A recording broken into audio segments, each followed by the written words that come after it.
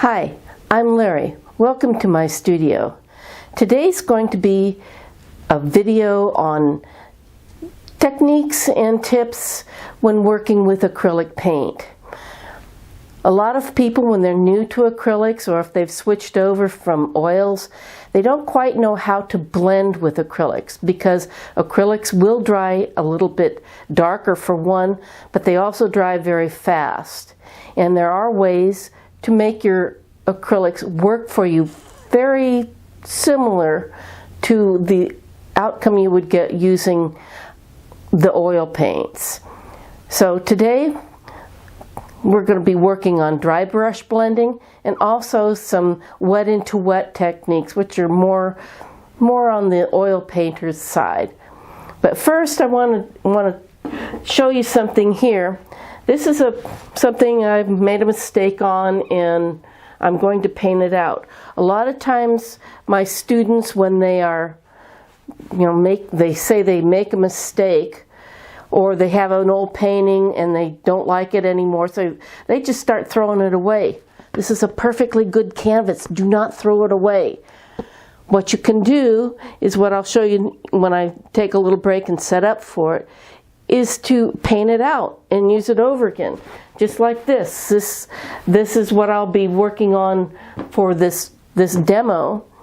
But this was probably one I used in class a couple of times. I've just painted it out with gesso, added a little bit of color to it to give me this kind of neutral background. Works just fine. So don't throw these mistakes away. We'll show you how to get them going again. One thing, this one had a little blob of paint, and sometimes you'll find that there's little blobs of paint. You can this is a sanding block. You can buy these at any hardware store and wherever their paint section is, and you just take and just sand it down. A lot of painters, acrylic and oil, if they want a smoother texture to work on, they will put a layer of gesso on, sand it down, put another layer of gesso on, and sand that down too to get a smoother surface. So we'll get right back to this. Alright, I usually do this on a flat surface because it doesn't really matter. But I know some of you are thinking, I can figure this out. You'd be surprised how many people like the idea of being shown. It almost like it gives them permission. This is just gesso, and I could spray a little water on this and cat fur.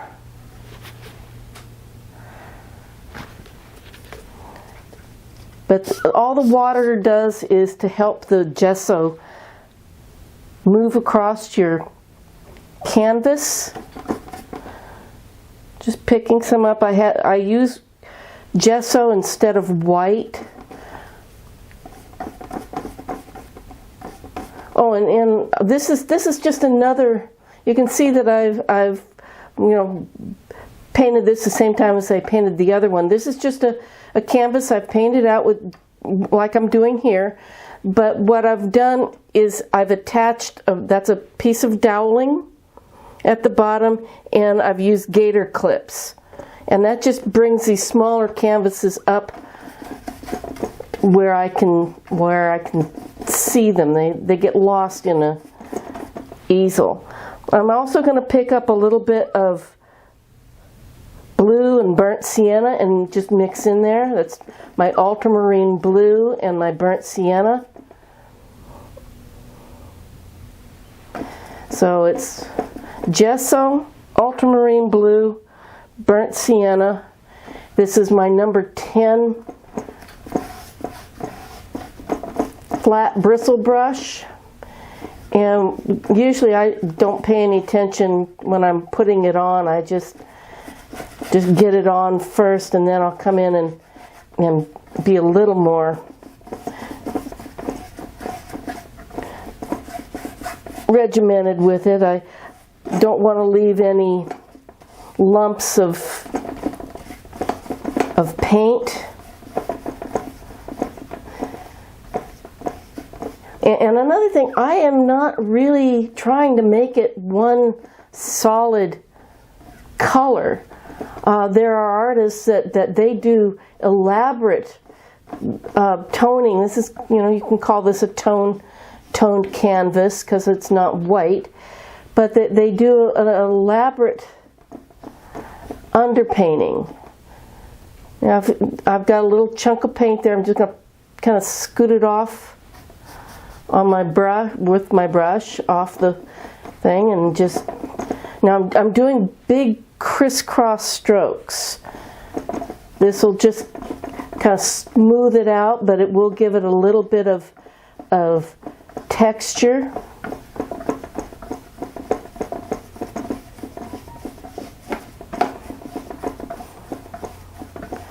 I will let this dry and it will be good to go for another lesson. You don't need to worry about this. That's why they've got gesso. Gesso, if you buy a pre-stretched canvas or a canvas board, they've been pre-gessoed. That's what the white is. So there's my canvas. I'm going to let that one dry, and then I'll come back and we will be starting working on dry brush blending and wet into wet. Be right back. As I said before, one of the problems a lot of beginning students have is how to do the dry brush blending. In this case, color doesn't matter. I'm just going to pick up a color that I'm hoping that you can see on here. I may have to change it in a minute. But what you want to do is you want to pick up the paint on your brush and kind of work it into your brush. This is just orange. And you work it in good. And then you take a paper towel and just lightly wipe it off. You just don't want any big chunks on there. And then I usually start out on the edge of my brush here, but I will roll this brush in my hand as I'm painting.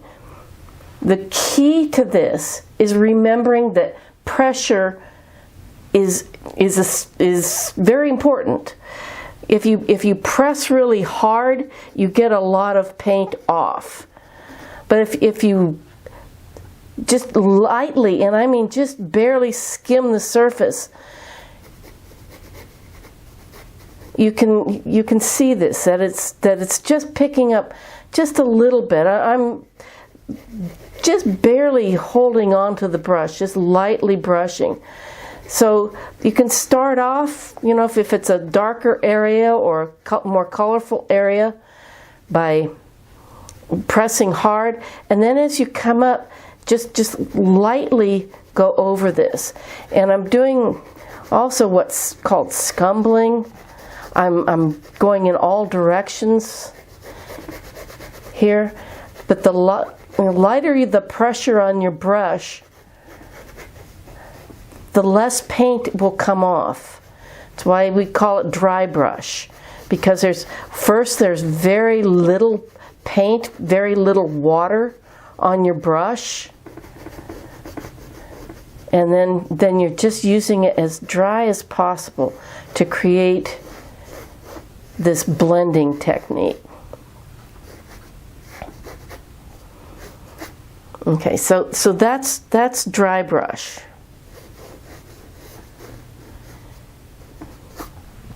Now, in comparison, there is also what's called wet into wet. And I'll use the same color, but this time I'm going to be mixing it with other colors. So here's my orange, and I'm going to pick up a little bit of white and just start right in where the edge of that is. Pick up a little bit more white as I go. This is more of a oil technique. each time I'm coming down, I'm just picking up a little white. My brush is still dirty, and I'm going right there at the edge of the last part that I put in, and just kind of lightly blending it. The more you blend, the more homogeneous it's going to look. I mean, you know, it's going to not have a lot of texture. It's going to be very smooth looking color. If you just lightly blend it, you'll get a more painterly look. I just picked up a little bit more white. Come up here. This is mixing with the color that I have on my brush.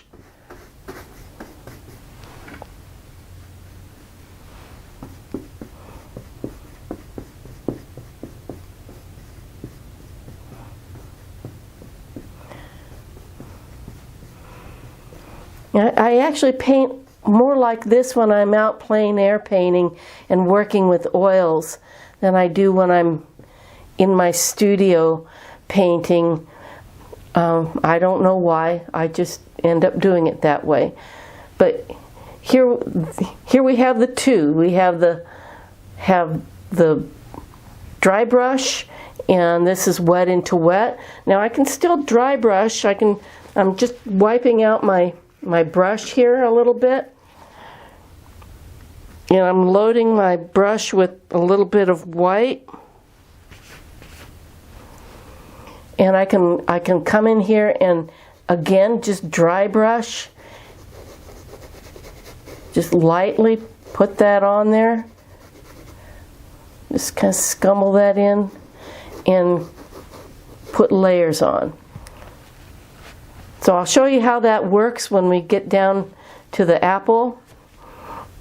So I'll be right back. Okay, now we're going to learn how to apply those techniques. The dry brush, that's what this one will be, and this will be the wet into wet. So I'll start with the dry brush. I want to create a shadowed side or a darker side. The one thing I encourage all my students to do is to take drawing. Drawing is essential. It is the basis for all art. Especially if you're going to be a painter, a realistic painter, a representational painter. Drawing comes in very, very handy. You learn how to use that to your advantage.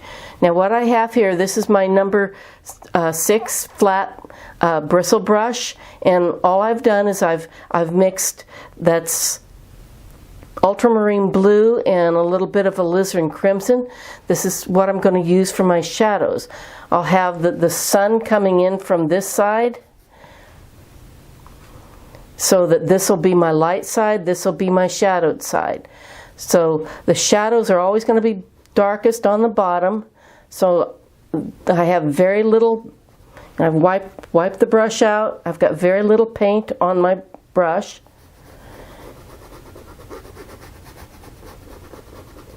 And I'm just going to blend that in. Compress a little harder to get a little more paint off, and then as I come up, I roll my brush. This isn't a wall. This is a rounded apple. So you either want to have your strokes going curved, like around the apple, or what I'm doing is kind of rolling my brush. But what you don't want to do is paint it straight across or straight up and down, because your eye will pick up on that brush stroke, and it'll make your object look a little flat. So whatever it is, look for its contours.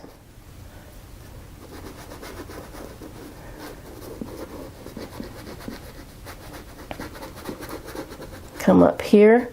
Now I'm going to come down and I'm going to pick up a little bit of my Naphthol red. Now, I'm going to see if this works up here. This is my Naphthol red. That's a much redder color than this, which is, that is actually cadmium red. So cadmium red tends to be a bit more on the orange side, and the Naphthol red tends to be, in my opinion, it's a truer red and a little more, well, if it's anything, it's on the cool side. But I like the Naphthol red. So I'm picking up that Naphthol red, a little bit of that blue. Wipe out my brush a little bit. Come in and add this next layer. This apple that I painted here is my underpainting.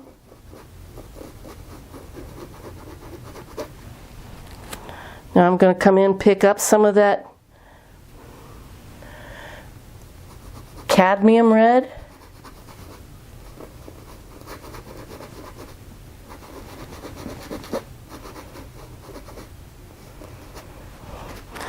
Could put a little bit of that shadow down in here where my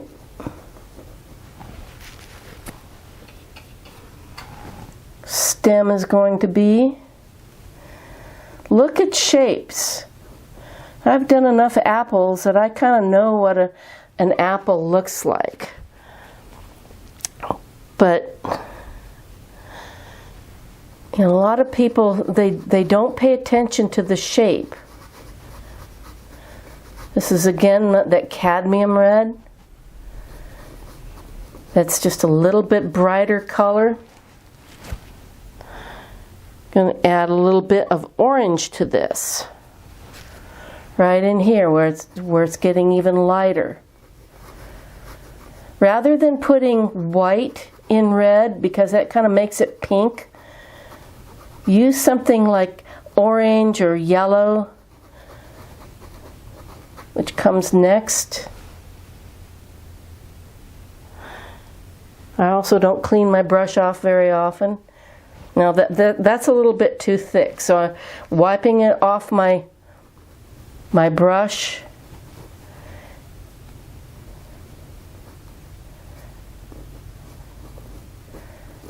And this is all, I'm very light with my brush on there. You know, there's very little pressure.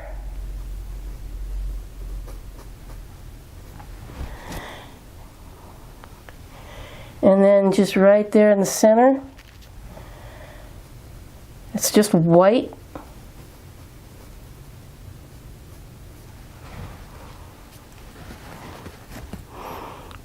A little orange and white.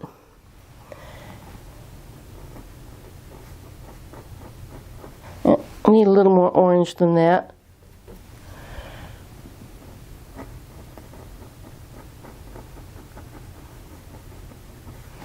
Some of that purple.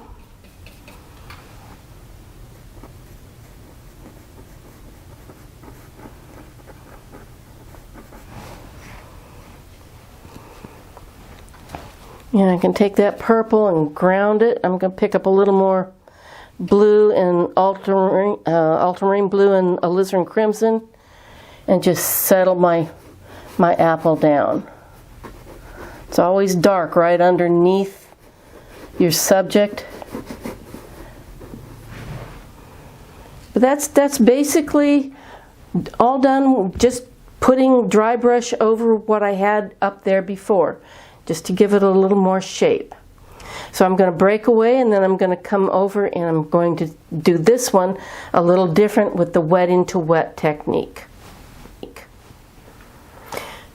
Okay, now I'm going to do this other apple using the wet into wet technique. You'll notice here that it's a little bit different. I forgot to turn my microphone on, so I'm redoing this. I just did what I told you to do, is I just painted it out with some gesso. This is a little bit of burnt sienna and ultramarine blue and it dried a little bit darker than that, it's no problem. This is just to show you, it's a demonstration, but I do encourage you to do similar things like this when you're learning, when you're wanting to learn how to do something, because it gives you more freedom. When you're working on your masterpiece, you're so afraid of making a mistake that you make mistakes. So take an old canvas, paint it out with some gesso and little color if you want, and then practice these techniques. And when you perfect them here, then when you get to your masterpiece, it won't be a problem. Okay, so I'm going to use basically the same colors that I used here, which was alizarin crimson and blue for my shadows, and then working my way into the naphthol, and then the cadmium red, and then oranges and yellows and whites.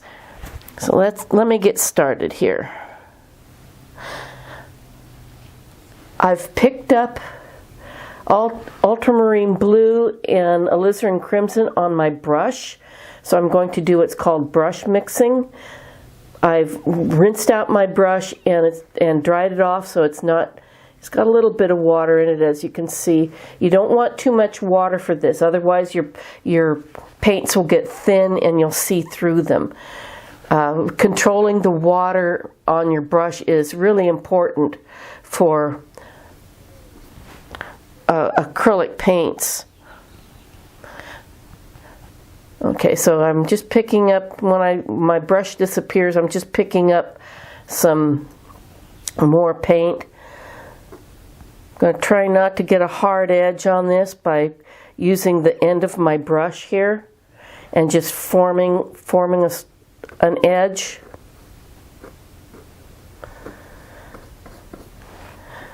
I don't know if you can see that in here, but there are this is thicker paint, and it leaves little ridges. Now, if you like to do what's called impasto, which is a oil technique where you kind of leave the brush marks, that's one way to do it. Just leave them.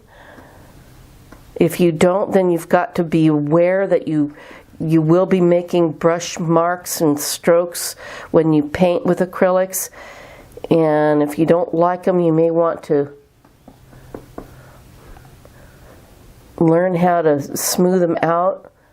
Use a little bit more water. They'll flatten out a bit as it dries. Okay, I'm going to be picking up alizarin crimson by itself and coming just along this edge. I think I'm just going to wipe my brush out so I've got a little less of that dark. But you can see how dark the ultramarine blue and alizarin crimson, the nice dark color that they make, which is why I don't use black. Black is a color killer. I'm just loosely blending these two areas together. I want a little bit of that red to kind of look red. Just lightly blend it. I'm kind of patting and stroking. This is kind of a scumbling stroke. Scumbling is just kind of an array of different strokes. Now I'm going to pick up my naphthol red and blend that lightly into that color. The light is coming from this direction, just like we had in the other one.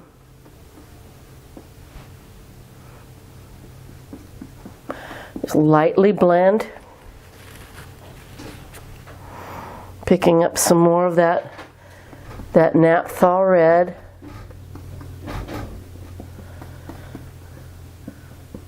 And I just at the boundary of where I've changed the color. That's the only place where I'm just kind of lightly blending it. I'm leaving brush strokes. Like I said, this is more of an oil painter type of stroke.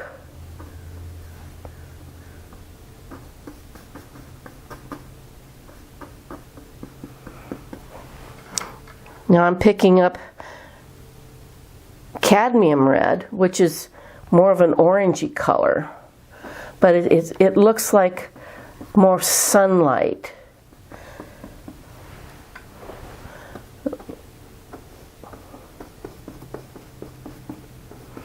Now you can mix the colors down on your palette if you want. Or like I'm doing here, you can brush mix.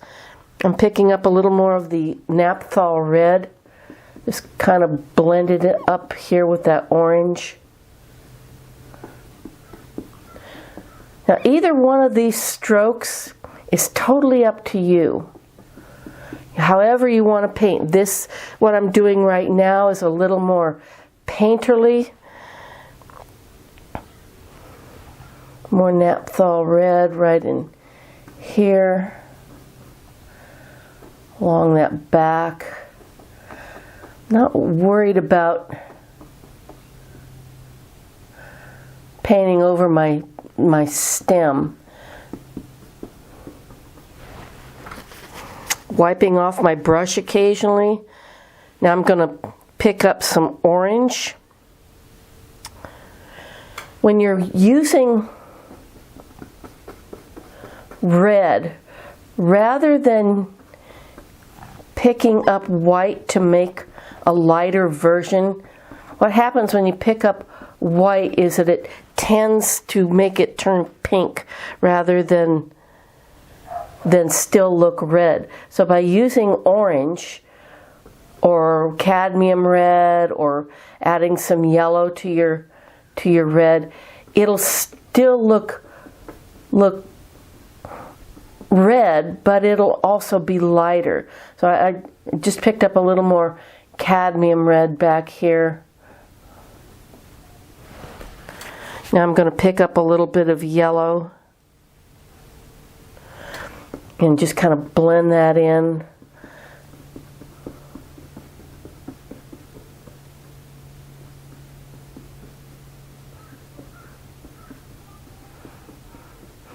But you can see all the brush marks. Put a little bit of that yellow right up on top. I'm not doing a lot of blending with this because I want it to look a little more painterly. You can make these look very realistic. It just depends on how you use your brush, how you use your paints. You can do this with the sable brushes if you're used to doing sable brushes, because with this technique I'm not scrubbing. Pick up a little bit more of the Naphthol red and bring that down here.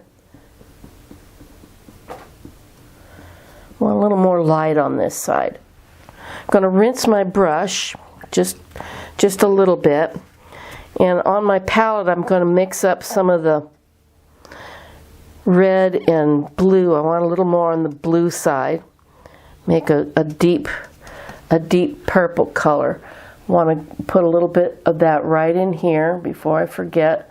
That's that center. And I also want to take and come in and put the shadow off of my apple. And you're probably going, well, now I've lost the bottom of the apple. Well, temporarily.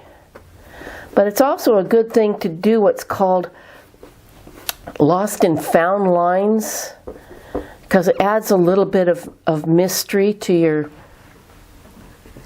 painting, gives the viewer something to do. To that purpley color I made, adding a little bit more blue, and this time some gesso. Want to make kind of a lavender color. And then right down here on the bottom, I'm just going to take that lavender color and just do what's called reflected light. That might be a little bit too strong, so I'm just going to like lightly blend it, pick up a little bit more blue. It's kind of lightly blended in there. So I can bring back those edges. Light bounces off of everything. And so putting in some of that reflected light brings a little life. If you're kind of afraid to work with purple, you need to get over it. Purple is in everything. And by putting just that little bit of reflected light in there, it brings life to the painting. I'm going to come back up, pick up a little bit of the Naphthol red and kind of blend in that area there. I'm going to switch brushes and go to a sable brush. This is my, like a number 3 or something, sable brush. I'm going to pick up some alizarin crimson, no, I'm sorry, burnt sienna, add a little bit of orange to that, make kind of a golden color, and then I'm just going to pull the edge here. This is the sunlit side, and that can just kind of disappear into the apple like that. Rinse my brush, just pick up a little bit of straight burnt sienna, same brush, and I'm just pulling down like that. That's all I'm doing with this little brush, just pulling across. Then I'm going to pick up some of that dark purple with the burnt sienna on the brush. Let me get a little bit more of that and put the shadowed side in.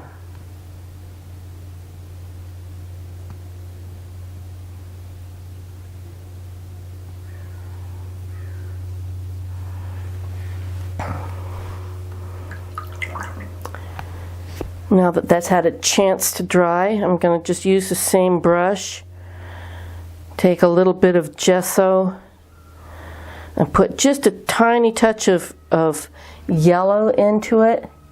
And I'm just going to kind of tap that in there, wipe my brush a little better. Tap that around. It's still wet. Remember, this is wet into wet. Acrylics don't dry that fast, but they do dry a little bit quicker, well, a lot quicker than oils. You can use that same color just to kind of tap the edge.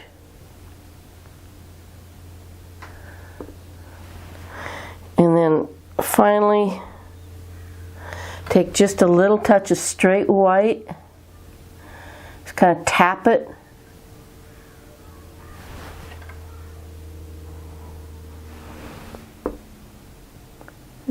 Tap it where the sun might hit. If it looks a little strong, just tap it with your finger.